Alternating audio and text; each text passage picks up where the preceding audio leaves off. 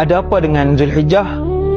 Untuk pengetahuan semua, saya dan kita semua, 1 hingga 10 Zulhijjah, 1 hingga 10 Zulhijjah adalah hari terbaik dunia di sisi Islam, sehingga ia lebih istimewa daripada 10 terakhir Ramadan.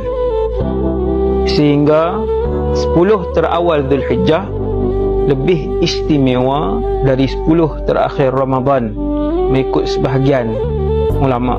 Maksudnya hadis-hadis yang bercakap tentang kelebihan 1 hingga 10 ni sangat banyak, iaitu Rasulullah dan para sahabat mengganda dan membanyakkan amalan ibadah dan kebaikan dalam 10 hari ini. Pertama ialah membanyakkan bacaan Quran. Sepanjang tahun kita baca Quran, 1 sampai 10 ni kita gandakan bacaan Quran.